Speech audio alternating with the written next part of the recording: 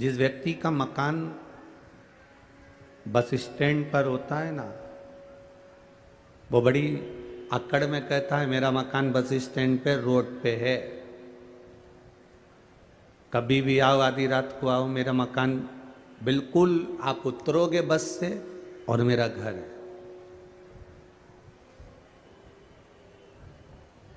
जिसका मकान railway station पर रहता है वो अकड़ पर कहता है मेरा मकान बिल्कुल रेलवे स्टेशन पर है। बस स्टैंड पर मकान है तो व्यक्ति को गर्मी है कि मेरा मकान बस स्टैंड पर है, बिल्कुल उतरो और मेरे मकान में आ गए। रेलवे स्टेशन पर मकान है तो व्यक्ति में गर्मी रहती है, कहता है कि मेरा मकान बिल्कुल रेलवे स्टेशन पर है, उतरो और मेरे घर आ गए। थाने के पास में किसी का मकान होता है, पुलिस थाने के पास में, तो कह देता है मेरा काम मकान बिल्कुल थाने के पास में लगा हुआ है, किसी से भी पूछ लेना, कोई भी छोड़ जाएगा। हॉस्पिटल के पास में मकान होता है तो लोग कह देते हैं मेरा मकान हॉस्पिटल के पास में है। कितनी गर्मी होती है उसको कि मेरा बिल्कुल हॉस्पिटल से लगा हुआ है। बस स्टैंड पर मकान है उसको गर्मी है, रेलवे स्टेशन पर मकान है उसको गर्मी है, थाने के पास मकान है उसको गर्मी है, हॉस्पिटल के पास मकान है उसको गर्मी है, रोड पर मकान है उसको गर्मी है। ऐसी गर्मी जितनी उनको है उतनी गर्मी तुमको होना चाहिए कि मेरी पहचान मेरे महादेव से है।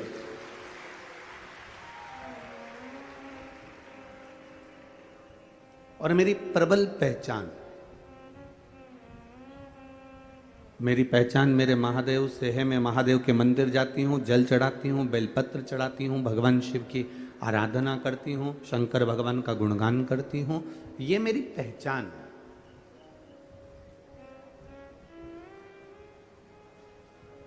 आपको पहले कथा में कहा था कि मेरे भारत देश की जो पहचान है, मेरे भारत देश की जो मूल पहचान कही जाती है वो दो चीज़ों से कही जाती है, एक मस्तक पर बिंदी और एक मुख में हिंदी।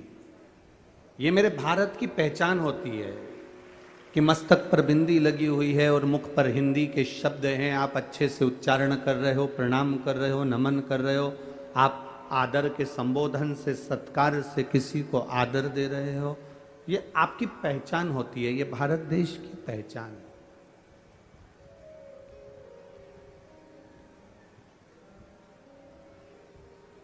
ये भारत देश की मूल आनंद की पहचान है। शिव कथा कह रही है, भगवान शंकर का संवाद कर रहा है, शिव महापुराण की कथा कह रही है। आप अगर भगवान शिव की कथा में जाते हो, शंकर भगवान के मंदिर में जाकर एक लोटा जल चढ़ाते हो, शिव जी को एक बेलपत्र चढ़ाते हो, शंकर भगवान का गुणगान करते हो, शिव भक्ति में रमे रहते हो, शंकर की अविरल भक्ति में रमे रहते हो, शिव के मंदिर में, शंकर की आराधना में, शंकर के गुणगान में अगर तुम रमे हुए हो तो तुम अकड़ कर कह सकते हो कि दुनिया की पहचान किसी से भी हो, पर मेरी पहचान तो मेरे महाकाल से, मेरे शिव से, मेरे ओघड़दानी से है। मेरी पहचान मेरे शंभू से है। अकाल मृत्यु वो मरे जो काम करे चंडाल का, और काल उसका क्या बिगाड़े जो भक्त हो महाकाल का। जो शिव की आराधना में लीन रहता है,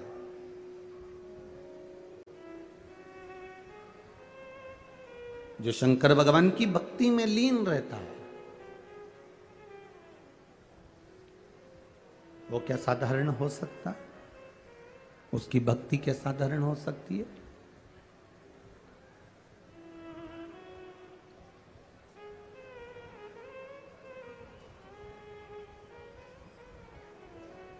वो भक्ति साधारण हो ही नहीं सकती। हमारे यहां सहज भाषा में कहते हैं कि माता, पिता, गुरु, घर के बड़े, इनकी जायदाद अगर आपको मिले ना मिले, इनकी संपदा आपको मिले ना मिले, पर शिव महापुराण की कथा कहती है माता पिता गुरु और घर के बड़े, इनसे हमको कुछ प्राप्त हो ना हो, पर इतना जरूर याद रखो कि इनकी दृष्टि में हम रहें। जो माता पिता गुरु और घर के बड़ों की दृष्टि में रहता है, उसकी जिंदगी में सृष्टि अपने आप बनती चली जाती है और उसका विकास अपने आप होते चले जाता है। हम माता की दृष्टि में बने रहें, हम अपने पिता की दृष्टि में बने रहें, हम अपने गुरु की दृष्टि में बने रहें। गुरु आपको धन दे ना दे, गुरु आपको संपदा दे ना दे, गुरु आपको कुछ दे ना दे, पर गुरु आपको दृष्टि में अगर रखेगा, गुरु की मात्र दृष्टि ही आप पर पड़ गई तो समझ लो कि आपकी जिंदगी यूं ही संवर गई। केवल दृष्टि।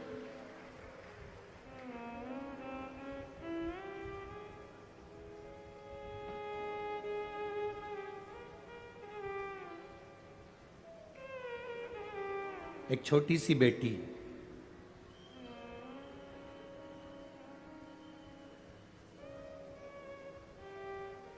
उस बेटी की आंख में हो गया कैंसर। काय में हुआ? नेत्र में, आंख में। उस बेटी की आंख में हो गया कैंसर, पत्र है उसका। कहीं बैठी है वो बेटी? अगर कहीं बैठी हो तो हाथ हिला दे बेटा। अगर कहीं बैठी हो वो बेटी तो हाथ हिला सकती है। आपके वाले पंडाल में हो तो आप भी बता सकते हैं, अगर वो बेटी कहीं बैठी हो तो। सनत कुमार,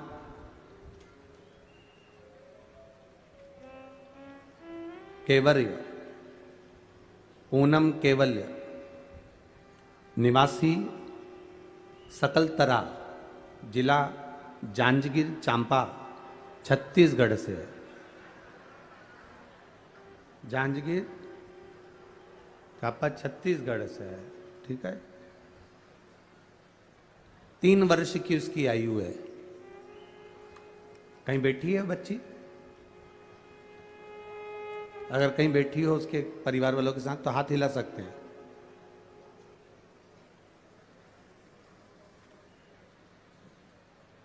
मैं बाबा का क्या वर्णन करूं गुरुदेव।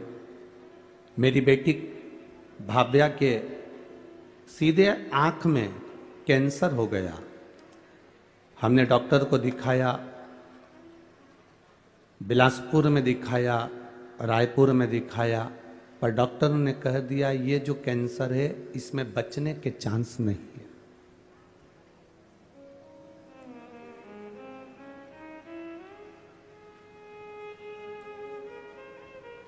बिलासपुर रायपुर दिखाने के बाद डॉक्टर ने कहा इसमें बचने के चांस नहीं है, ये बच्ची बचेगी नहीं, क्योंकि कैंसर पूरे आंख के माध्यम से शरीर के अंदर आ गया। तब किसी एक पड़ोसी ने कहा कि इस बच्ची को अब अपन यहां से हैदराबाद ले जाते हैं। हैदराबाद में अच्छे डॉक्टर को दिखाया। डॉक्टर ने कहा इस बच्ची के बचने की कोई गारंटी नहीं। डॉक्टर ने कहा कीमो करके देख लो, अगर थोड़ा बहुत आराम मिल जाए, पर बच्ची बचेगी नहीं। हम उसको दिखाकर वापस ले आए।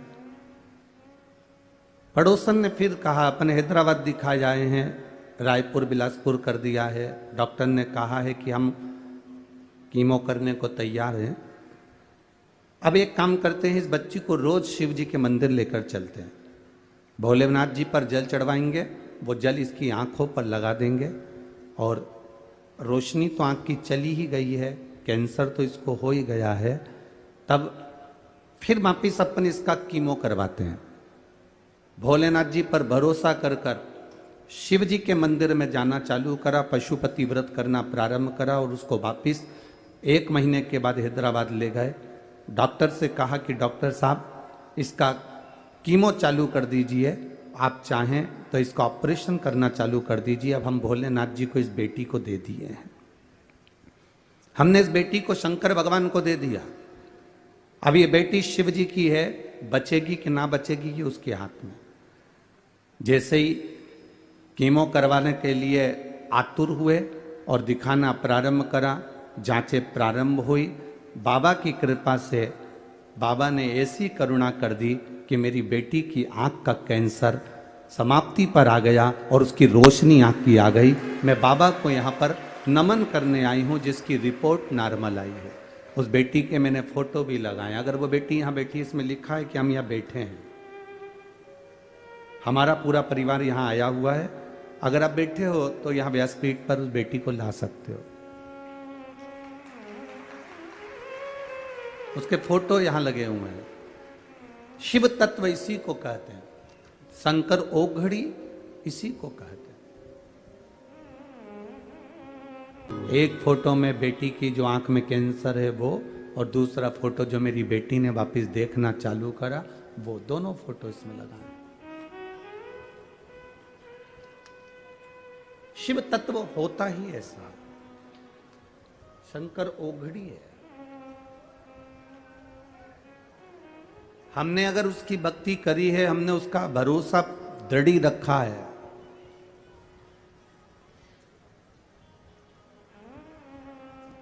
आपको लगता होगा कि आप शिव महापुराण की कथा सुनने के लिए आए हो, पर आपके अंदर एक विश्वास जागृत करना कि आप शिव महापुराण की कथा सुनने के लिए नहीं आए हो।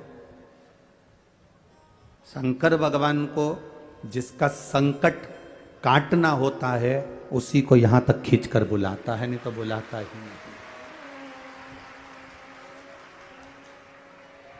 5,000 लोग फॉर्म भरते हैं, 10,000 लोग फॉर्म भरते हैं, 20,000 लोग फॉर्म भरते हैं, और उसमें से सिलेक्शन कितने लोगों का होता है? नौकरी के लिए 10, 20, 25 लोगों का। 50,000 फॉर्म भरे गए और 50,000 या 1,00,000 फॉर्म में से 1,000 आदमी का सिलेक्शन होता है। करोड़ों की भीड़ में से शिव महापुराण की कथा में वही पहुंचता है जिसका सिलेक्शन मेरे महादेव करते हैं।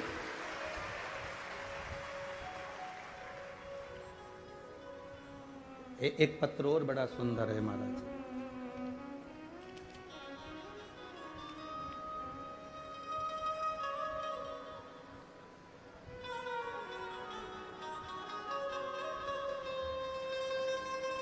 मैं किरण अग्रवाल,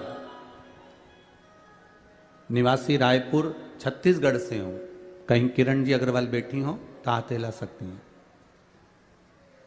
रायपुर छत्तीसगढ़ से कहीं बैठी हो तो हाथ हिला सकती हैं। इधर बैठी हैं क्या? हाथ हिला दीजिए एक बार। श्री शिवाय नमस्तुभ्यं। मैं किरण अग्रवाल, निवासी रायपुर छत्तीसगढ़ से हूं। मेरी बेटी कोनिका अग्रवाल सीए फाइनल की परीक्षा में 2 बार असफल रही, पास नहीं हो पाई। उसने हिम्मत हार दी, कह दिया मां अब मैं तैयारी नहीं करूंगी। मैंने कथा में पशुपति व्रत के बारे में सुना तो मैंने अपनी बेटी से कहा, सियोर वाला महाराज कहता है बेलपत्र की बीच वाली पत्ती पर शहद लगाकर शिव जी को चढ़ाकर तू अच्छी कड़क मेहनत कर, जितनी दिल से मेहनत कर सकती है। महाराज कहते हैं खूब मेहनत करो, खूब मेहनत करो, और एक बेलपत्री लगाकर शिव जी को जाना। मैंने अपनी बेटी को पशुपति व्रत करवाए, शहद लगाकर चिपकाया, और बेटी ने फिर मेरे कहने पर एग्जाम दिया, और बाबा की कृपा का क्या मैं वर्णन करूं गुरुदेव। जो बेटी 2 साल से नहीं निकल पाई, 5/7/2023 को मेरी बेटी सीए बन गई। मैं बाबा को यहां प्रणाम करने के लिए आई। ये शिव कृपा है। बेटी आई है के साथ में? नहीं आई है? ठीक है, एक बार आप हाथ हिला दो। हर हर महादेव। ये शिव की कृपा है। औघड़ी बैठिए मां।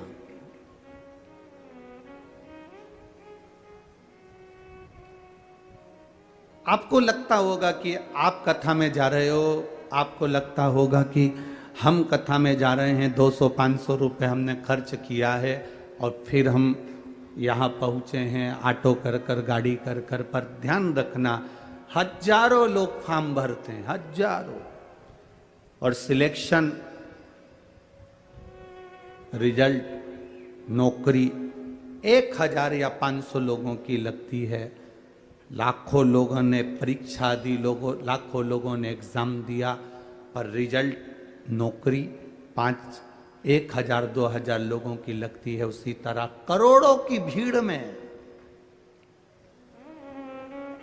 जितने लोग टीवी पर कथा सुन रहे हैं, जितने लोग मोबाइल पर कथा सुन रहे हैं, जितने लोग फेसबुक यूट्यूब पर कथा सुन रहे हैं, और जितने लोग तिल्दा नेवरा छत्तीसगढ़ की इस पावन धरा पर कथा सुन रहे हो, तुम सब अपने आप को भाग्यशाली समझना कि भगवान भोलेनाथ ने तुम्हें अपने लिए सिलेक्शन किया है, उसने छांटा है तुमको अपने। एक माँ ने लिखा कि हमारी साइकिल की भी औकात नहीं थी और मेरे भोले बाबा से बस एक कथा में जाकर बैठकर, कोई कह रहा था, हंसी हंसी में कह दिया था उसने कि कथा के पंडाल में जो मांगते हैं वो देता है। तो मैंने भी हंसी हंसी कर मैं तो केवल परीक्षा के भाव से, वो माँ लिख रही है, मैं तो केवल एक हंसी के भाव में मैंने बाबा से एक कथा में बैठ कर कह दिया, भूपेंद्र नायक रायपुर शंकर नगर की निवासी हूँ, कहीं बैठी हो तो हाथ हिला सकती हैं। भूपेंद्र नायक रायपुर शंकर नगर की निवासी हूँ बाबा, शिव जी की महिमा का क्या वर्णन करूं।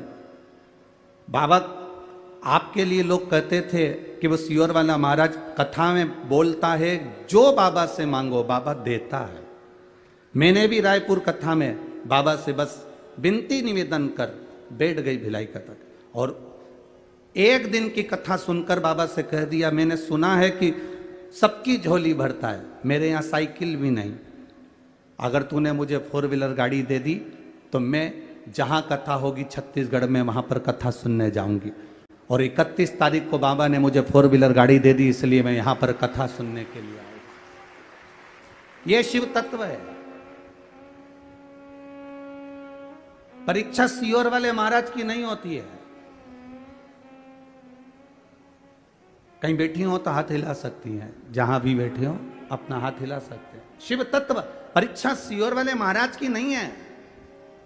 परीक्षा मेरे महादेव स्वयं, आप उसकी कथा जो सुनते हो, उसके प्रति जो आपका भाव जागृत होता है, उसके प्रति जो आपका दिल, हृदय, चित्त आप परमात्मा से लगा रहे होते हो, ये उस चित्त चिदानंद वृत्ति का फल है।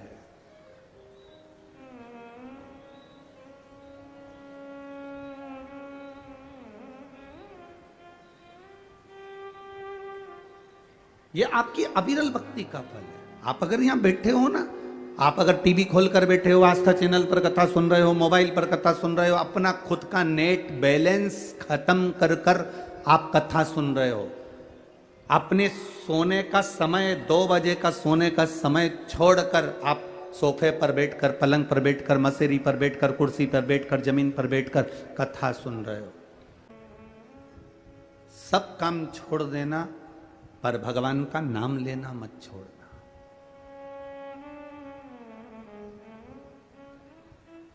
जब मौका मिल जाए तब मुख से कहते रहना, श्री शिवाय नमस्तु। लोटा भर के जल भी चढ़ाओ तो कहते रहना, श्री शिवाय नमस्तु। घर में भोजन बना रही हो और तुम्हारे को अगर कोई मन में अशांति भी है तो हम ये नहीं कहेंगे कि माला पकड़ कर बैठ जाना और जपना। इतना टाइम तुम्हारे पास में भी नहीं है कि तुम घंटों तक माला पकड़ कर बैठ जाओ। 8-15 दिन कोई फैशन में बैठ जाए, फिर उसके बाद वापिस वैसा हो जाता है। हमने कई लोगों को देखा है, फैशन में तो बहुत सारे काम हो जाते हैं। लोग गौमुखी भी ले आते हैं, माला भी ले आते हैं, पहन भी लेते हैं, धारण भी कर लेते हैं, तिलक भी लगा लेते हैं और अपना पूरा हुलिया बदल लेते हैं। रुद्राक्ष की माला भी पहन लेंगे, तुलसी की माला भी पहन लेंगे, सब कुछ पहन लेंगे, पूरा हुलिया चेंज कर लिया।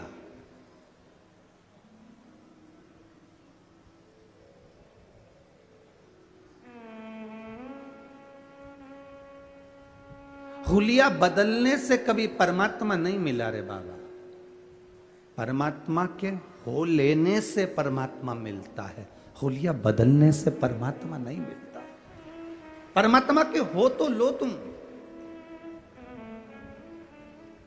घूमने गए, सब लोग गले में माला पहने थे, तुमने भी ले ली। घूमने गए, सब लोगों ने हाथ में गौमुखी रखी थी, तुमने भी ले ली। घूमने गए, सबने माला करना चालू करी, तुमने भी कर ली। 8 दिन, 15 दिन, 20 दिन, 1 महीना, 2 महीना, 3 महीना, 4 महीना तुमने माला करी, फिर गौमुखी को खूंटी पर ले जाकर टांग दिया। ऐसा दिखावे वाला मंत्र जाप ना कहिए, ऐसे दिखावे का माला का जाप नहीं चाहिए। मेरा परमात्मा कहता है, मेरे भगवान कहते हैं, ये दिखावे का आराधना, दिखावे का जाप, दिखावे का भजन मेरे बाबा को नहीं भाता। मेरे शंकर जी को ऐसा भजन चाहिए ही नहीं जिसमें तुम दिखावा करो। मेरे शंकर जी को तो तुम्हारा ऐसा भजन चाहिए कि भले तुम माला नहीं भी पकड़े हो, भले तुमने कुछ धारण करा भी नहीं है, तुम मस्तक पर तिलक लगाए कि चंदन का त्रिपुंड लगाऊंगा तब भगवान प्रसन्न होगा, रुद्राक्ष की माला पहनूंगा तब भगवान प्रसन्न होगा। ना ना ना, भगवान कहते हैं किसी प्यासे को पानी पिला दो, किसी भूखे को भोजन करा दो, घर में बुजुर्ग रहते हैं उनका आदर कर लो।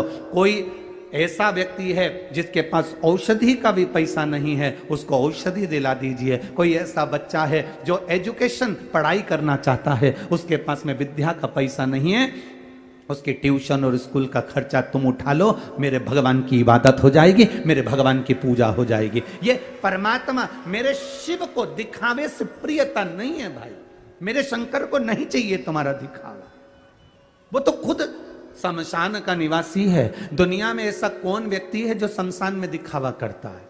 शादी में दिखावा कर सकते हो, किटी पार्टी में दिखावा कर सकते हो, मकान के उद्घाटन में दिखावा कर सकते हो, बंगला बनाने में दिखावा कर सकते हो, जन्मदिन पर दिखावा कर सकते हो। सारी दुनिया में प्रॉपर्टी में, जमीन में, जायदाद में, फैक्ट्री में, दुकान में, बंगला में, गाड़ी में, सब जगह दिखावा होता है। केवल एक जगह ऐसी होती है जहां दिखावा नहीं होता। वो कौन सी जगह? वो केवल एक शमशान है। शमशान में कोई दिखावा नहीं होता। वहां तो बस लकड़ी पर रखा, घी डाला, आग लगाई और सब राख हो जाता है। वहां दिखावे का काम नहीं होता। तुमने चाहे कितनी भी बादाम खाई हो, किसी ने कितना भी ब्यूटी पार्लर जाके मरी हो, उसके बाद भी उसके शरीर को जलाएंगे तो उसमें पार्लर की गंध नहीं आएगी, उसमें तो केवल बॉडी की गंध ही आएगी।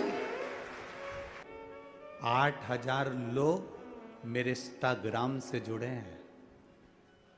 अकड़ देखिए, मेरे इंस्टाग्राम पर 8000 लोग जुड़े हैं, फेसबुक पर 5000 लोग जुड़े हैं, व्हाट्सएप के मेरे पास में कम से कम 50 ग्रुप होंगे, पर्सनल लोग मुझसे कम से कम 5000 जुड़े हैं, यूट्यूब पर मुझसे 15,000 लोग जुड़े हैं। अब इन सब को जोड़ लेना, कितने सारे हो गए।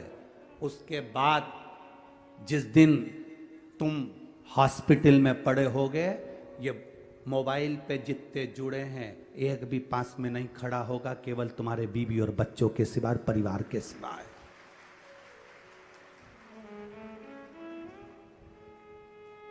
मोबाइल पर तुमने जिसको समय दिया, जिसको बार बार फ्रेंड रिक्वेस्ट भेजते हो, वो भी पास में नहीं है, हॉस्पिटल में। कितना अकड़ में जी रहा था।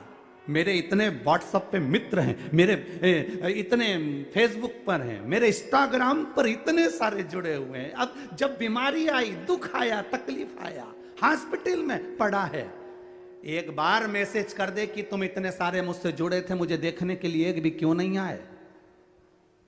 इतने सारे जुड़े थे मेरे दुख के समय में, तुम एक भी क्यों नहीं आए? रोज तो तुम आधा घंटा 1 घंटा मोबाइल पर देते थे, सारे मैसेज सबको भेजना, सारे मैसेज सबको करना, सबको हेलो हाय करना, सबको हेलो हाय बोलना, सबको ये करना, सबसे बात करना, सबसे चैटिंग करना। जितनी जितों से तुमने बात करी है, जितने जितों को तुमने मैसेज भेजा, जितों जितों से तुमने चैटिंग करी है, तुम्हारे दुख की घड़ी में, हॉस्पिटल में, तकलीफ में, कष्ट में तुमने जितना समय मोबाइल वालों को दिया है, उसमें से एक भी नहीं होगा। और जिस परिवार को तुमने समय नहीं दिया, अपनी पत्नी को, अपने बच्चों को, अपने पति को, अपने रिश्तेदारों को, वो सब हॉस्पिटल में खड़े मिलेंगे जिनको तुमने समय नहीं दिया है। जिनको तुमने समय नहीं दिया वो हॉस्पिटल में तुम्हारे साथ कदम से कदम मिलाकर खड़े हैं। तेरा बेटा तेरे साथ खड़ा है, तेरी बेटी तेरे साथ खड़ी है, तेरी पत्नी तेरे साथ खड़ी है। उसको तुमने समय नहीं दिया। जब जब बोला तब धुतकार के बोला, जब जब बोला शब्द बोला, जब जब दिया तो गाली दी। और मोबाइल पर हेलो हाय इस्माइल वाला पुतला दूसरों को भेज रहा है, स्माइल दे रहा है दूसरे को, बस वो मोबाइल पर। और जिसको स्माइल दी वो एक गोली देने नहीं आया। और जिस पत्नी को तूने स्माइल नहीं दी, तेरे दुख की घड़ी में वो दरवाजे पर खड़ी आंख से आंसू बहा रही, भोलेनाथ को जल चढ़ा रही, मेरे पति को ठीक कर दो, ये परमात्मा से विनती कर रही, मंदिर में जाकर दिया जला रही, अखंड व्रत कर रही, मेरी पत्नी को ठीक, मेरे पति को ठीक कर दो। जरा विचार करिएगा।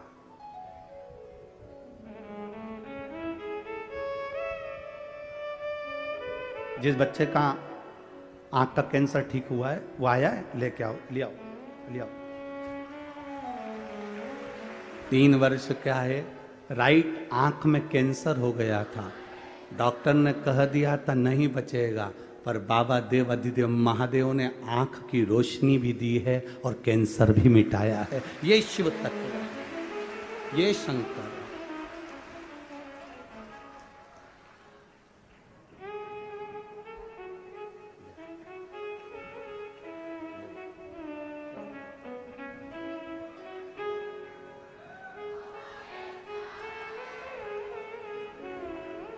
दिखावे से कभी शिव प्रसन्न नहीं हुए। आप दिखावे से दूर रहेंगे, बाबा भोलेनाथ आपके करीब में रहेंगे। ये जितने मोबाइल पर आप लोग कहते हो कि मेरे इतने फ्रेंड हैं, मेरे इतनी चाहने वाले हैं, इतने देखने वाले हैं, इतने समझने वाले हैं, मेरे इतने दोस्त हैं, मेरे इतना ग्रुप है, ये किसी काम का नहीं। काम वही आएंगे जो आपके करीब में, आपके साथ में रहे।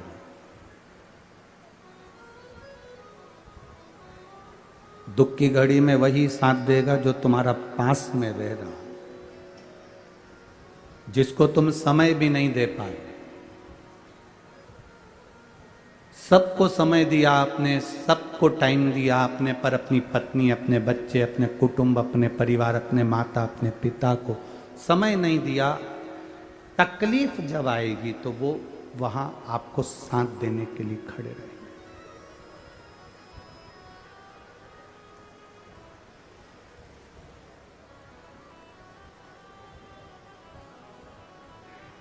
माता सीता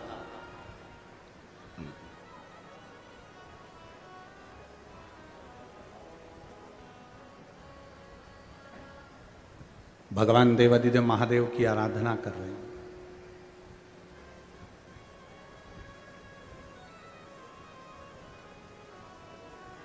इनके मन में एक इच्छा जागृत हुई कि मैं वन में रह रही हूं,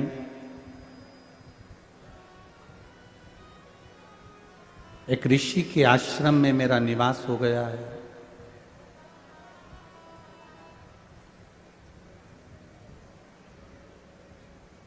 गुरु वाल्मीकि बाबा से पूछा, गुरुदेव ये बताओ कि मुझे राम का दर्शन कैसे हो जाए, कैसे?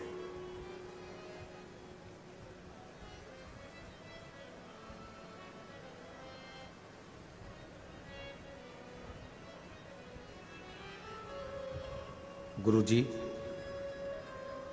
राम का दर्शन कैसे हो, उसका कोई तरीका है?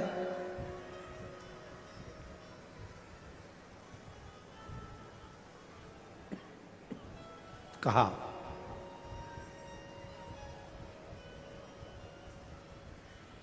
एक शिवलिंग का निर्माण करो और उस शिवलिंग का निर्माण कर कर पार्थिव शिवलिंग की पूजन मां जानकी को वाल्मीकि बाबा ने कही। ऋषिवर ने, गुरुवर ने वर्णन किया। श्रावण का जो महीना होता है, इस श्रावण के महीने में पार्थिव शिवलिंग निर्माण का बड़ा महत्व होता है। हमने आपको एक बात कही थी कि आपके पास में अगर इतना वैभव नहीं है, आपके पास में इतना धन नहीं है, आप इतना खर्चा नहीं कर सकते, तो आप अपने घर में जो पौधा लगा है, जो वृक्ष लगा है, उसमें भी एक शिवलिंग का निर्माण कर कर उसकी पूजन कर सकते हो।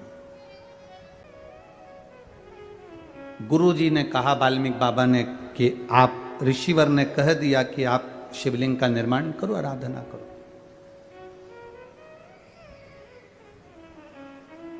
अब एक लोटा जल लव लेकर आ जाते, एक लोटा जल कुश लेकर आ जाते। एकांत में माता जगत जननी ने, मां सीता ने, जानकी जी ने एकांत में एक शिवलिंग का निर्माण कर लिया और उस शिवलिंग का निर्माण कर कर उसका पूजन, लव लोटा भरकर जल लाते, कुश लोटा भरकर जल लाते। मां उन लोटा भर के जल को 2 हाथों में लेकर भगवान शंकर के ऊपर समर्पित करती है मां। अब माता को यह नहीं मालूम कि सावन महीने में 2 लोटे जल का महत्व का कितना वर्णन। अब वो तो सहज भाव में, वो तो सरल स्वभाव के वश। लव कहता है मां मैं जल भर कर लाया हूं, कुश कहता है मां मैं जल भर कर लाया हूं, ले महादेव को चढ़ाओ। और दोनों के हाथ से जल लेकर मां दोनों का जल चढ़ाती है, दोनों का जल।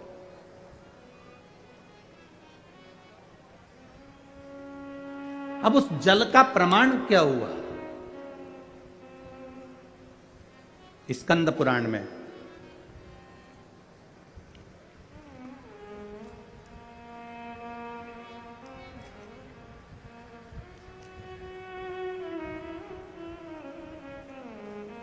शिव महापुराण में, स्कंद पुराण, शिव महापुराण और महाभारत के अंदर इस शिवलिंग के वर्णन किया गया है सीतेश्वर महादेव का।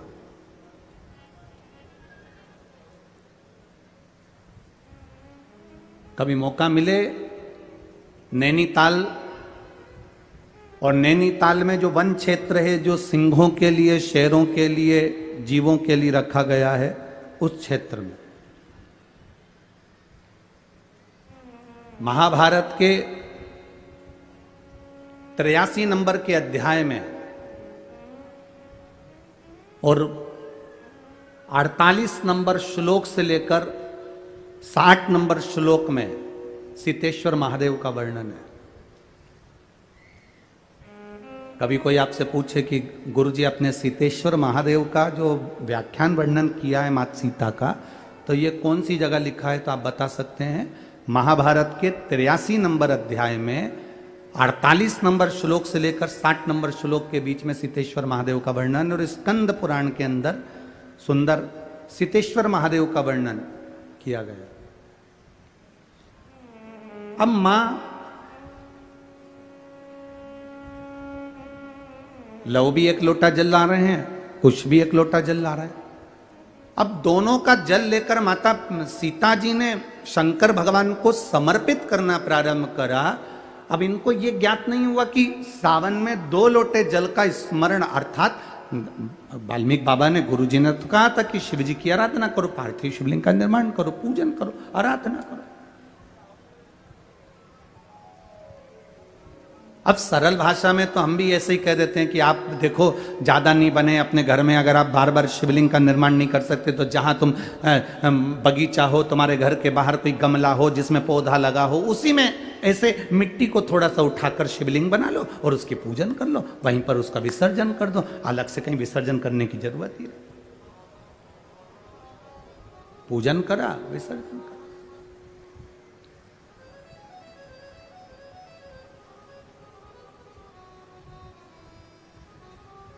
सीता मैया ने दोनों के हाथ से जल लेकर शिव जी का स्नान कराया। अब जरा कावड़ जल की महत्वता को समझिएगा कि कावड़ जल की महत्वता कितनी, वो 2 लोटा का जो जल है उसकी महत्वता कितनी है। दुनिया भले हंसे, दुनिया भले ताना कसे कि कावड़ चढ़ाने से होगा क्या, कावड़ के जल से होगा क्या, उसकी महत्वता देखिए हमारा शास्त्र कितना कह रहा है।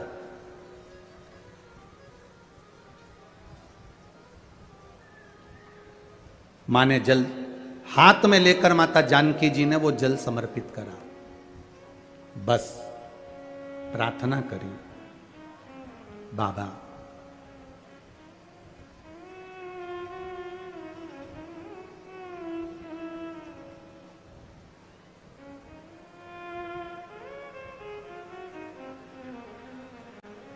माँ गौरा जी की पूजन करी थी मैंने, माता पार्वती की आराधना करी थी मैंने, तो मुझे श्री राम जैसे पति मिले हैं। पर बाबा मेरा त्याग हो गया, मैं वन में आ गई हूं। प्राण त्यागने से पहले एक बार मेरे स्वामी का मैं दर्शन करना चाहता हूं, केवल एक बार।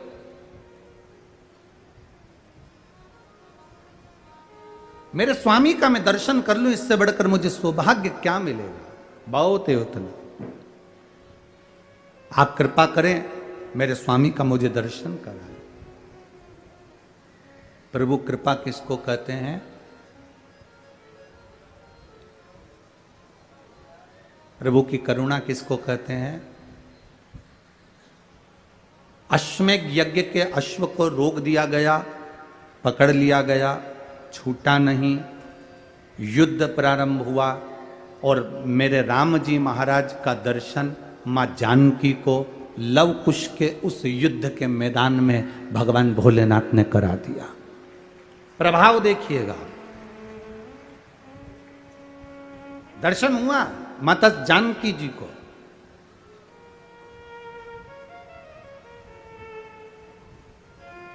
अब एक बार का समय निकल गया, दूसरी बार माता जानकी जी फिर शिव जी की आराधना करने के लिए बैठी और दो हाथ में जल था। श्रावण का महीना ज्ञात नहीं रह पाया और मां जल को समर्पित कर कर शंकर भगवान को उठाकर विसर्जन के लिए लेकर जाने लगी, पर वो शिवलिंग जो पार्थिव बना हुआ था वो माता से हिला ही नहीं।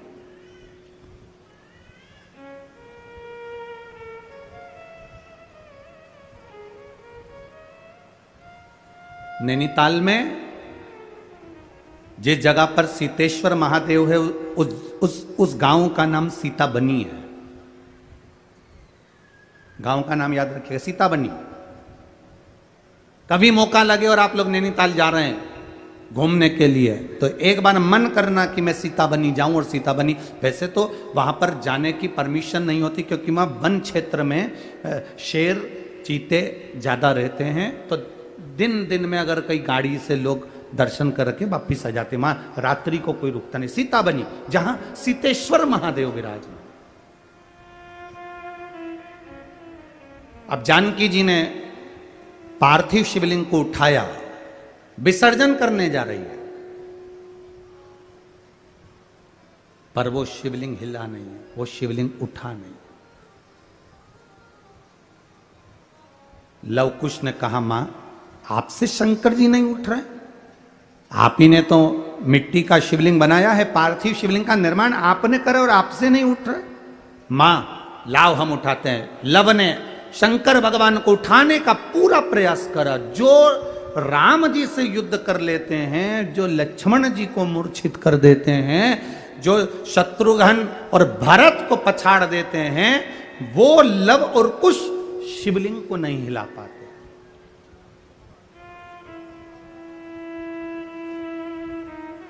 शिवलिंग को नहीं हिला पाए। तभी देव ऋषि नारद का वहां आगमन और देव ऋषि नारद ने आकर कहा, मां ये आपके पुत्र इस शिवलिंग को नहीं हिला सकते।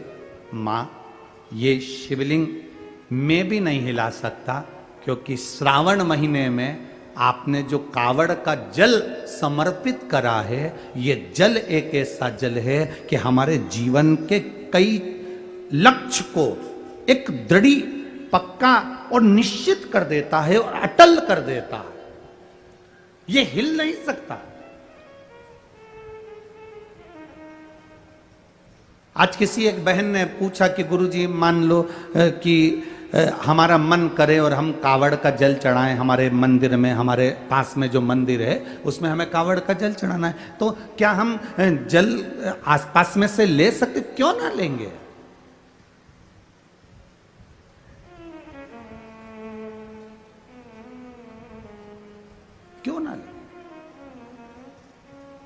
आप जा सकते हो, शिव मंदिर में पहुंचकर जल समर्पित कर सकते हो। ये उसकी उदारता है जो आपके मन में भाव प्रकट हुआ।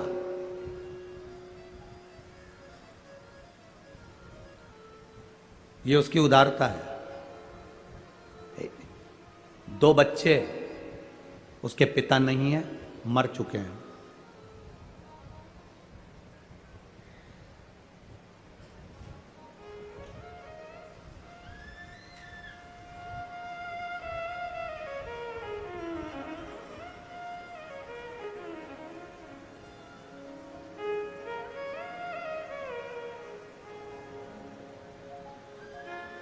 अमृता माता का नाम है।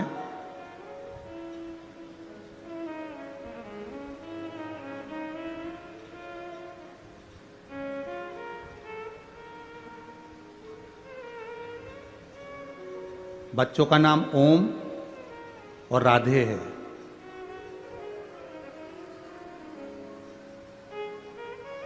यूपी जिला बांदा से आए हैं। कहाँ है? हाथ हिलाइए। हाँ। गुरुजी, मेरी तबीयत ठीक नहीं रहती थी। मेरे बच्चों ने टीवी के सामने बैठकर कथा सुनकर बाबा का जल और बेलपत्र लाकर देना चालू करा। सारे डॉक्टरों से इलाज करवा लिया था, आराम नहीं मिला। पति नहीं, इतना धन भी नहीं कि हम बहुत बड़े बड़े डॉक्टरों को दिखा सकते। पर मेरे भोलेनाथ ने मेरी जो बड़ी बीमारी थी उसको हर लिया। गुरुजी, मेरे बच्चों ने टीवी के सामने बैठकर कहा था, जिस दिन हमारी माँ अच्छी हो जाएगी ना, क्योंकि पापा तो है नहीं, माँ अच्छी हो जाएगी ना, जहाँ भी कथा हो रही होगी, जिस दिन ठीक हो जाएगी उसके ही 8 दिन में हम जहाँ कथा हो रही होगी वहाँ पहुँच जाएंगे। गुरुदेव, इतना धन तो नहीं था, क्योंकि डॉक्टर को दिखाने का भी पैसा नहीं था। बाबा ने मेरे को जो बड़ी बीमारी थी ठीक कर दिया। गुरुदेव, बच्चों के भाग्य से मेरे महादेव ने मुझे अच्छा रखा। मेरे बच्चों ने जो भी उनके पास में उनके पापा ने पहले जो पैसा दिया होगा, गुल्लक में डाला होगा, वो गुल्लक का फोड़कर हम तीनों यहाँ कथा सुनने के लिए आए हैं, जिसका किराया भी नहीं। शिव तत्व। एक बार हाथ हिला दो बहन। बहुत बहुत साधु बातता है। आप उसके भावों में आए हो। ये गुल्लक आपके बच्चों ने फोड़ी है, वो जो गुल्लक फोड़ कर देगा ना, उसके आगे कोई गुल्लक नहीं लग पाएगी। इतना विश्वास मानिए। बैठिए। हर हर महादेव। शिव तत्व इसको का नहीं है इतना धन।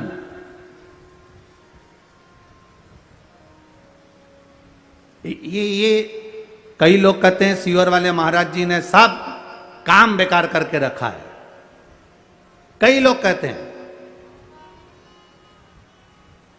एक बेलपत्री चढ़वा देते हैं, मूंग का दाना चढ़वा देते, चावल चढ़वा देते हैं, बेलपत्री चढ़वा देते हैं, जल चढ़वा देते हैं, धतूरा चढ़वा देते हैं। ए भाई, अगर कोई पैसे की चीज चढ़वाते हैं ना, तो ये साधारण से जिनके ये पत्र आए हैं, जिनके पास चढ़ाने के लिए भी नहीं है, वो क्या चढ़ा पाते। बहुत मैसेज आते हैं, आड़े टेढ़े आते हैं, फोन करते हैं लोग कि क्या चढ़वा रहे हो, क्या है। पर इतना विश्वास जरूर कहता हूं, मेरे महादेव पर भरोसा कर कर कहूंगा, आपने एक बेलपत्री, एक दुर्बा, एक चावल का दाना या एक मूंग भी चढ़ाई या एक गेहूं का दाना भी चढ़ाया है ना, उसके खाते में लिखा गया है, वो धन से नहीं तुम्हारे भाव से प्रकट हो जाता है। भाव से।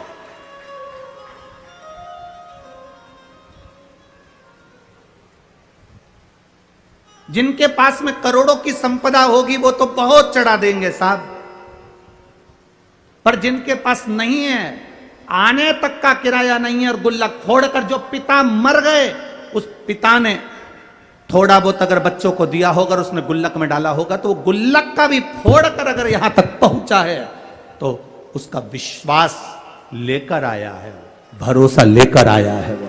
तो विश्वास बाबा कैसे तोड़ दे जी? वो भरोसा कैसे तोड़ दे?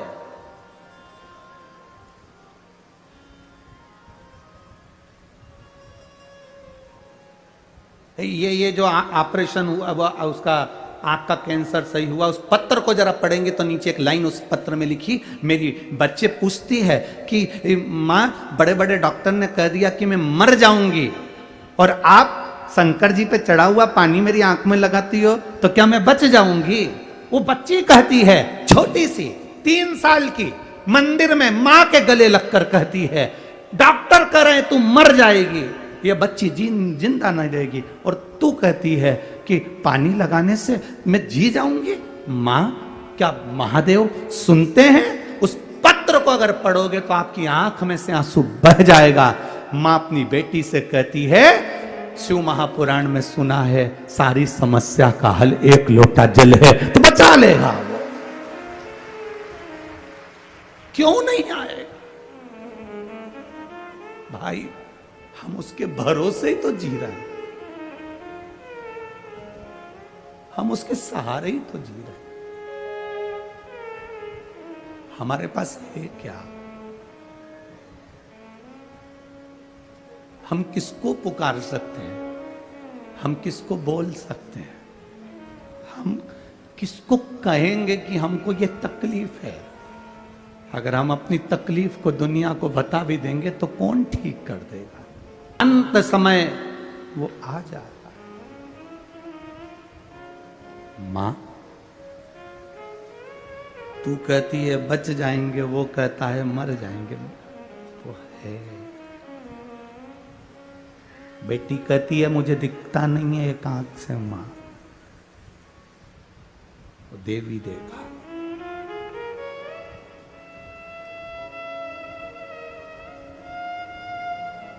आज उस बच्ची को बेलपत्र देकर जो खुशी हमको मिली होगी, वो दुनिया की सारी दिवालियां फीकी है उसके आगे।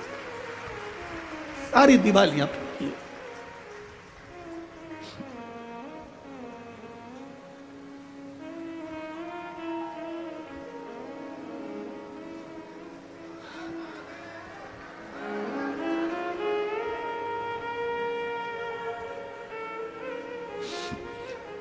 फिर लोग गाली दें, अब शब्द का है, पर वो ठीक हो गई ना, बहुत है।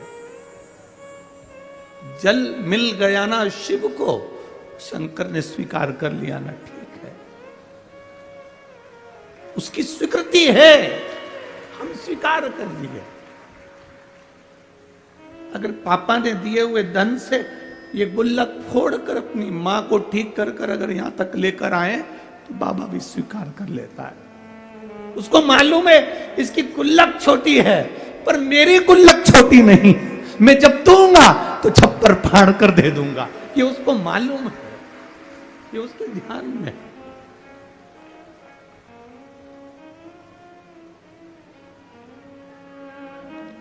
क्या नहीं दे देता है वो भाई। जमीन पे पड़े हुए पत्थर को भी तराश कर हीरा बना देता है मेरा महादेव। क्या नहीं देता? इन पत्रों में केवल आपका प्रेम और शिव के प्रति समर्पण है। शिव है। लोग कहते हैं तुमने महादेव को देखा है? हमने कहा हमें देखने की जरूरत ही नहीं है, केवल उसकी एक कृपा सामने दिख जाती है, हम समझ जाते हैं कि वो आकर चला गया और देकर चला गया। क्या देखे?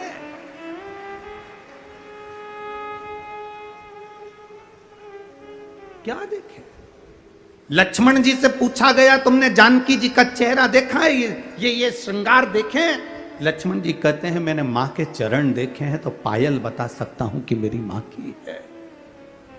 हमसे कोई कहे तुमने शंकर को देखा है, तुमने महादेव को देखा है, हम केवल इतना कह सकते हैं, इन पत्रों में लिखा हुआ एक एक जवाब मेरे महादेव का है, तो हमने देखा नहीं, पर पत्र कहते हैं कि वो है। क्या देगा, कितना देगा, मालूम नहीं है। लोग तो केवल विश्वास से आते हैं, भरोसे से आते हैं, दृढ़ता से आते हैं, पहुंच जाते हैं यहां।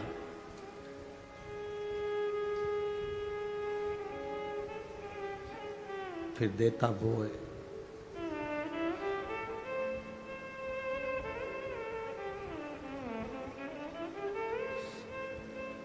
फिर उसके हाथ में है अंगारा, जो होता है ना, लकड़ी का टुकड़ा जो जल जाता है, अंगारा जो होता है, उससे कोई दोस्ती कर ले, उससे कोई पहचान कर ले, उसको माता मान ले, पिता मान ले, दोस्ती कर ले, रिश्तेदार बना ले। अंगारे को कितना भी दोस्त बना लो, अंगारे को छुओगे तो हाथ जलता ही है। उसी तरह अंगारे का काम है जलाना, मेरे महादेव का नाम और एक लोटा जल का काम है तुम्हारे जीवन को दुख से मिटा दे, दुख समाप्त कर दे।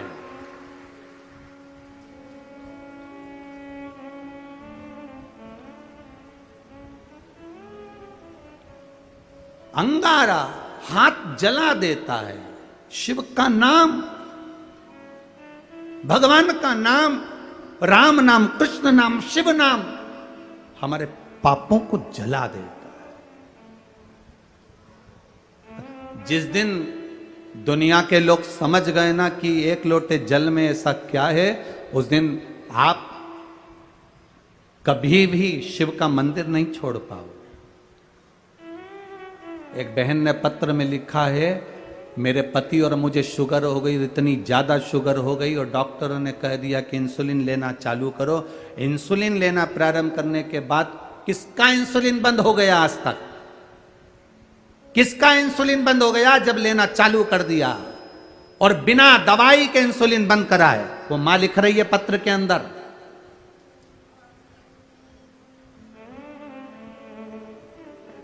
अशोक सुंदरी का नाम लेकर एक बेलपत्र पर चंदन लगाकर बाबा को आपने कहा था लाल चंदन नीचे की 2 पत्ती में और ऊपर की पत्ती में पीला चंदन, वो उसने पत्र में लिखा है, चढ़ाया शिव जी को। वो बैठी होगी, यहां कहीं बैठी हो तो वो अपना हाथ हिला सकती है।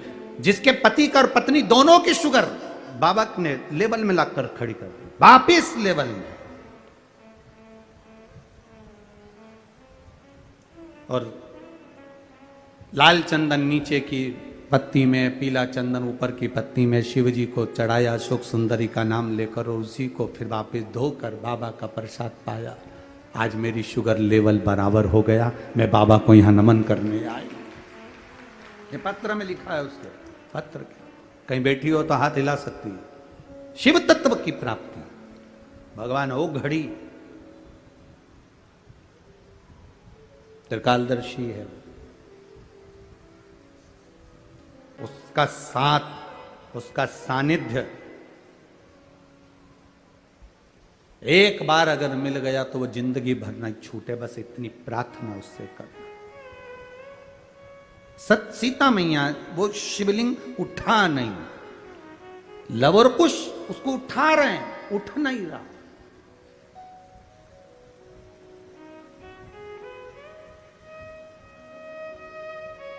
लव और कुश उसे उठाने का प्रयास कर रहे हैं, उठ नहीं रहा।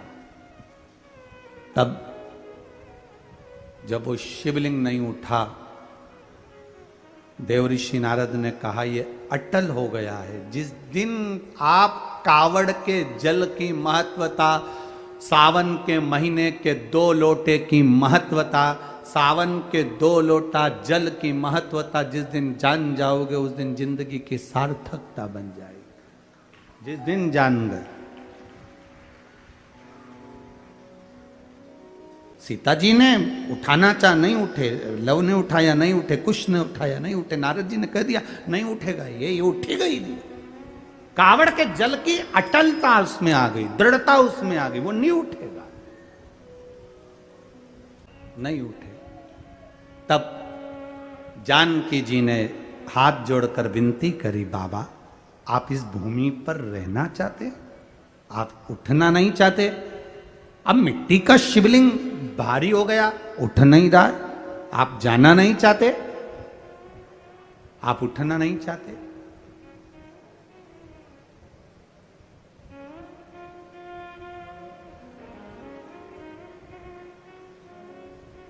कृपा करना बाबा, दया करना। आपकी शरणागति में आपकी ये बेटी जानकी, ऐसी कृपा करना। आपकी शरणागति में, आपकी सम्मुख में पति का दर्शन कर लूं और जब प्राणों को तजूं, आपकी शरणागति का सुख मिले। ऐसी कृपा, ऐसी दया। और वो सीता बनी, सीतेश्वर महादेव। कभी अगर आप लोग जाएं, दर्शन करिएगा। जिस जगह पर मां जानकी जी भूमि में समाई थी, सामने सीतेश्वर महादेव, उससे कुछ दूरी पर जहां मां जमीन के अंदर समाई, वो स्थान आज भी वहां पर बना हुआ है, सीतेश्वर महादेव। इसीलिए हमारे यहां महाभारत के इस सुंदर अध्यायों में उसका वर्णन किया गया, इसलिए उसका व्याख्यान वर्णन स्कंद पुराण में सीतेश्वर महादेव का करा गया। अटल हो गए मेरे महादेव, हटे नहीं, अखंडता देते। कावड़ का जल अखंडता देता, अखंडता। कावड़ियों को दो चीज का स्मरण हमेशा रखना चाहिए कि जब जल भरने के लिए कावड़िया घर से जाए, कावड़िया जब जल भरने के लिए जाए तो दो चीजों का स्मरण होना चाहिए। एक, अपने घर से निकलते समय दरवाजे के बाहर दो स्वस्तिक बनाकर अवश्य आए, दो स्वस्तिक बनाकर अवश्य आए। कावड़ियों का नियम होना चाहिए, घर से जब निकलें दो स्वस्तिक दरवाजे पर बनाकर आना चाहिए। जिस समय आप कावड़ का जल चढ़ाकर वापिस घर की ओर जाएं, तो वो दो स्वस्तिक जो तुमने बनाए हैं उस पर कावड़ का जल छींटना अवश्य चाहिए। उस घर से लक्ष्मी कभी समाप्त नहीं होती, उसमें भरी रहती है। कावड़ियों का स्मरण में आना चाहिए। जब जल भरने जाओ, तुम्हारे दरवाजे पर स्वस्तिक बना होना चाहिए।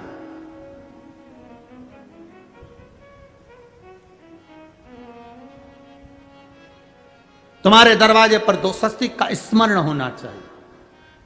मेरा शिव, मेरे गोरा, मेरा गणेश, मेरी रिद्धि, मेरी सिद्धि, मेरे देव, नारायण, लक्ष्मी, राम, सीता, मेरे कृष्ण, मेरी राधा, सब वहीं पर विराजमान हो जाए, सर्वस्व वहीं।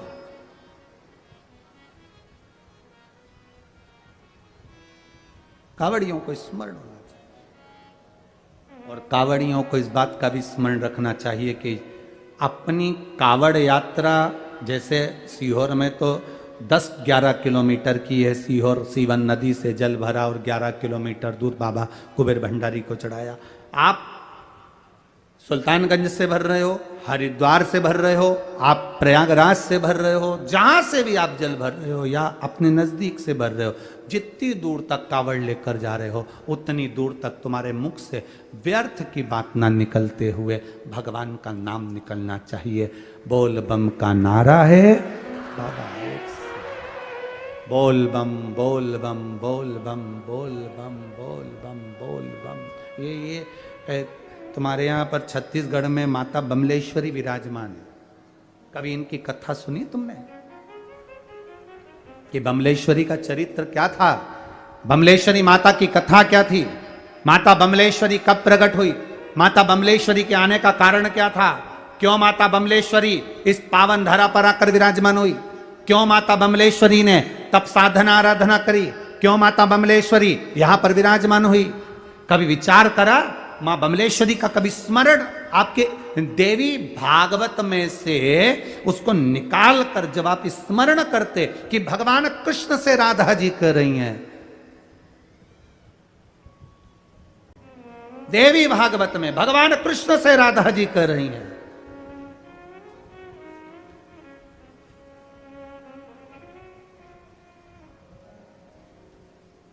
कि वो स्थान, राधा जी भगवान कृष्ण से कह रही हैं कि वो स्थान, देवी भागवत, वो स्थान जहां पर पहुंचने के बाद जीव दर्शन कर कर जिस भूमि पर मात्र चरण जीव के पड़ जाएं, ऐसी कोई पवित्र भूमि जहां पर केवल पांव रखाए और जीव के मनवांचित फल की प्राप्ति हो जाए, मतलब बम, मतलब बोला और काम हुआ, वो स्थान कोई हो सकता है? भगवान कृष्ण ने राधा जी से कहा, राधा तुम उस स्थान को क्यों ढूंढना चाहती हो, कारण क्या है? राधा जी कहती है उस स्थान पर बस बम, मतलब बोला और काम हुआ, वो स्थान मुझे चाहिए। तो कहा, सुनो राधा, देवी भागवत, हे राधा, वो भूमि केवल एक है। जब जिस समय पर महिषासुर का मर्दन कर कर मां पार्वती, मां जगत जननी, मां दुर्गा, क्योंकि महिषासुर ने मां पार्वती जी के हाथ को पकड़कर खींचना चाहा था और पार्वती जी को अपना बनाना चाहा था, तब मां क्रोध में आकर महिषासुर का मर्दन कर दी थी। और मर्दन करने के बाद मां बाबा भोलेनाथ जी के आराधना में लीन होकर बैठ गई थी। हजारों वर्ष तक तप साधना करी। वो स्थान बमलेश्वरी का स्थान है, जहां बैठकर तप साधना में, वहां बमलेश्वरी का मतलब बस मुख से निकला बम शब्द, अब जो निकला मुख से, वहां चरण रखते ही फल की प्राप्ति हो जाए, वो बमलेश्वरी है। देवी भागवत का स्मरण करिए।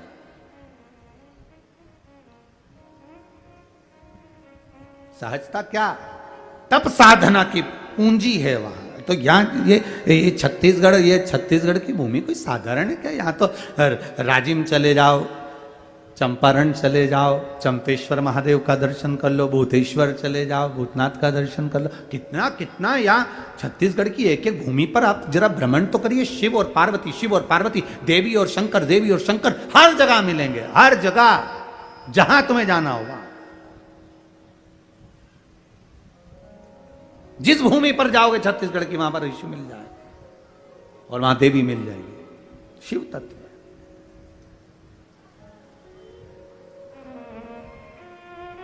भावों के साथ में, हृदय के साथ में, दिल से बाबा से प्रार्थना,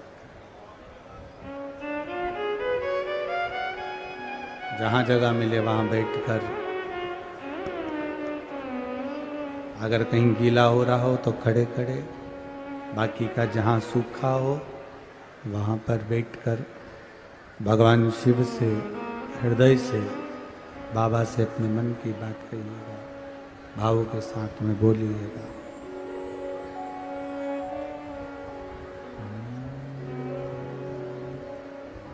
श्री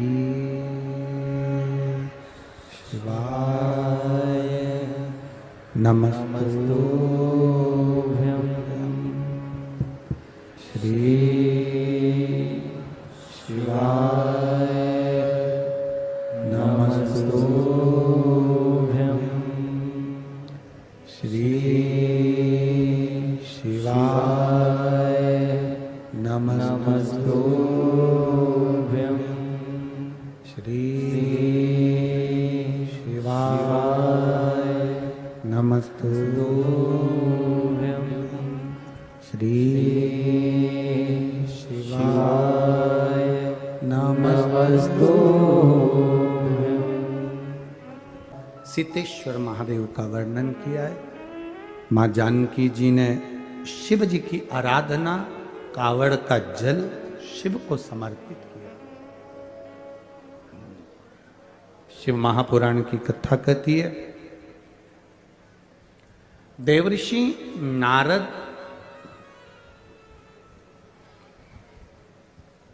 अभिमानवश, अहंकारवश, देवऋषि नारद अहंकार के वश होकर कामदेव पर विजय तो प्राप्त कर लेते हैं, कामदेव पर उन्होंने विजय तो प्राप्त कर दी, पर शिव जी के सामने जाकर कह दिया कि आप कामदेव को नहीं जीत पाए, मैंने कामदेव को जीता।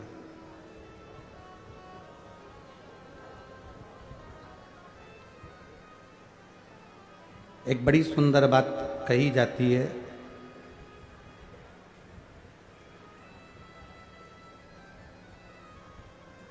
कि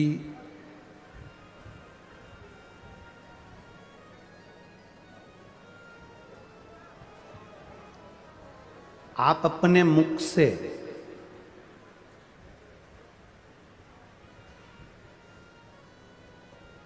अपना खुद का गुणगान कभी ना करें,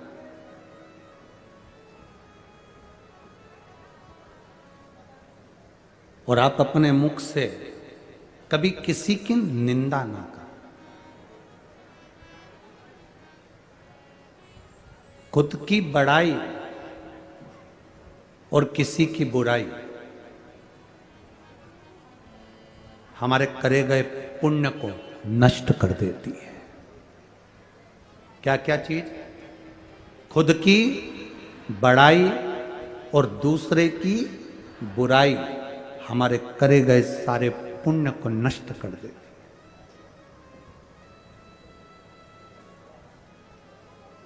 अपनी बड़ाई कभी नहीं करना और दूसरे की बुराई कभी नहीं करना।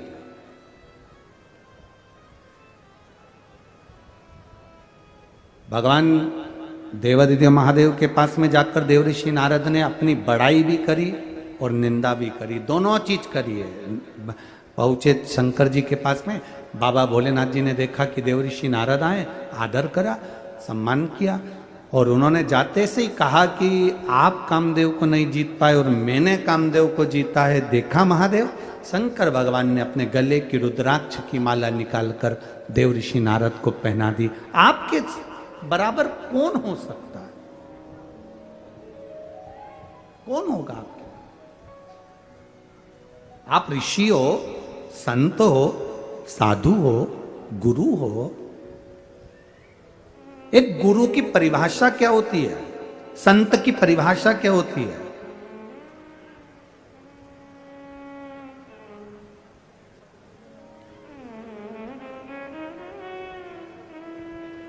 जो तुम्हारे ताप को, तुम्हारे कष्ट को जो खींच ले, वो तपस्वी, वो गुरु, वो संत होता है। जो तुम्हारे धन को खींच ले, वो तपस्वी, गुरु और संत नहीं हो सकता, वो केवल एक लुटेरा हो सकता है। वो केवल एक लुटेरा होगा। ये व्यासपीठ काय के लिए मिलती है? भगवान का गुणगान करने के लिए। ये व्यासपीठ काय के लिए मिलती है? भगवान का भजन करने के लिए। व्यासपीठ काय के लिए मिलती है? भगवत नाम लेने के लिए। व्यासपीठ काय के लिए मिलती है? दुनिया के ताप को एक संत, एक सतगुरु अपनी वाणी से खींच ले।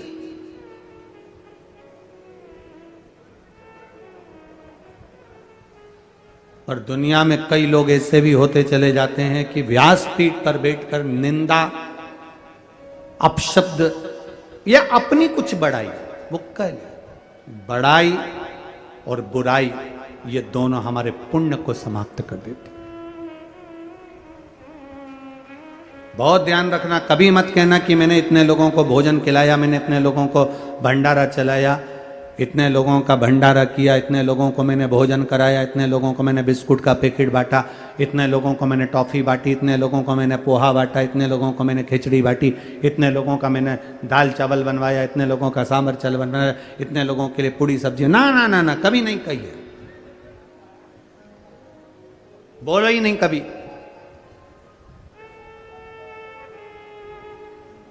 ये कहो कि मेरे भोलेनाथ ने तुम पर कृपा कर कर रखी है, इसलिए तुम किसी को एक अन्न का दाना खिला पा रहे हो।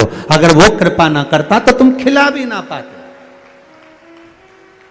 देवऋषि नारद के भीतर अहंकार आ गया। अभिमानवश देवऋषि नारद ने कह दिया, आप कामदेव को नहीं जीत पाए, मैंने कामदेव को जीता है, मैं स्वयं काम को जीता हूं। भगवान शिव जी ने रुद्राक्ष की माला पहना दी क्योंकि दुनिया में आपके पास में किसी को देने के लिए रोज 100 रुपए नहीं है, मत दीजिए। आपके पास देने के लिए किसी के पास में 500 रुपए नहीं है, मत दीजिए। आपके पास में देने के लिए 50 रुपए नहीं है, मत दीजिए। आपके पास देने के लिए 1 रुपया नहीं है, मत दीजिए। पर इतना जरूर करिए कि अपने मुख से एक बार श्री शिवाय नमस्तुभ्यम, जय राम जी की, जय श्री कृष्णा, हर हर महादेव, इतना तो बोल बम का नारा है, बाबा एक सहारा है, इतना तो हम अपने मुंह से कह सकते हैं। क्यों? हम किसी को रुपया नहीं दे सकते तो अपने मुख से राम राम कृष्ण कृष्ण हरे हरे शिव शिव कुछ तो कह सकते हैं। उतना भी कह दिया तो समझ लो कि किसी को 2000 रुपए का नोट दे दिया, इसके बराबर ही तुमने कर्म किया। दे तो रहे हो ना। हम यहां से बोलते हैं बोल बम का नारा है, पलट कर आपने बोला बाबा एक सहारा है। मतलब आपको विश्वास जागृत हुआ कि मेरा बाबा बैठा है, उसका सहारा है, संपूर्ण जीवन में वो मेरे साथ है। क्यों हारूं?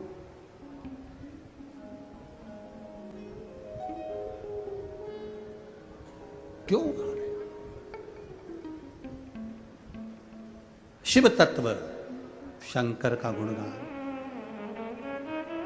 शिव महापुराण कह रही है। स्वयं की बड़ाई और दूसरे की निंदा बुराई कभी ना करें। नारद जी ने कर दी, शिव जी ने अपने गले से रुद्राक्ष की माला निकाल कर दे दी। एक रुद्राक्ष के फल का महत्व क्या है?